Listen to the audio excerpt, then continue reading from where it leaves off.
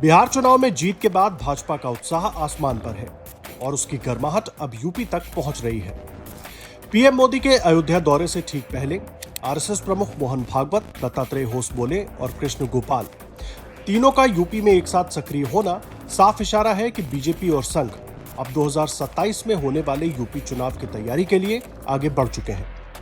और सबसे बड़ा सवाल है कि क्या बिहार की जीत से उत्साहित बीजेपी यूपी में योगी आदित्यनाथ को और मजबूत करने की तैयारी कर रही है। बिहार में जीत के बाद बीजेपी और संघ दोनों में नई ऊर्जा दिखाई दे रही है।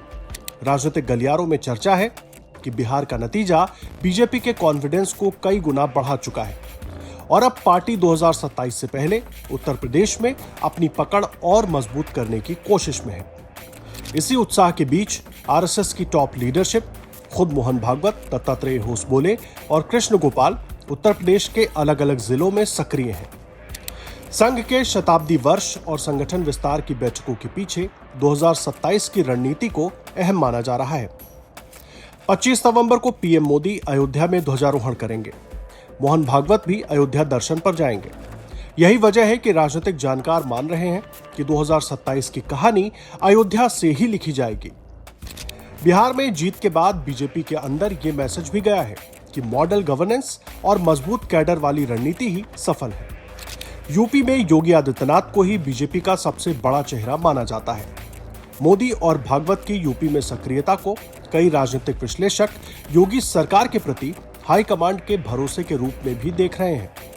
2027 से पहले योगी की पोजीशन को और मजबूत करना बीजेपी के लिए एक बड़ा राजनीतिक निवेश माना जा रहा है। दूसरी तरफ विपक्ष, समाजवादी पार्टी, कांग्रेस और बीएसपी तीनों ही अपनी रणनीति तय करने में पीछे नजर आ रहे हैं, जबकि बीजेपी संघ की जुगलबंदी पहले ही मैदान में उतर चुकी है। बिहार की जीत से बढ़े राजनीतिक आत्मविश्वास, अयोध्या के बड़े कार्यक्रम और संघ की बूथ स्तर तक की बढ़ती गतिविधियां ये साफ संकेत है कि बीजेपी ने यूपी में 2027 में होने वाले चुनाव की तैयारी अभी से तेजी के साथ शुरू कर दी है और इसमें योगी आदित्यनाथ की भूमिका अब पहले से ज्यादा केंद्र में दिख रही है।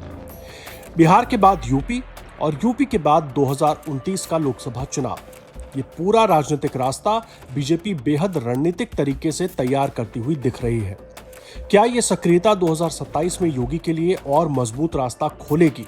ये देखने वाली बात होगी।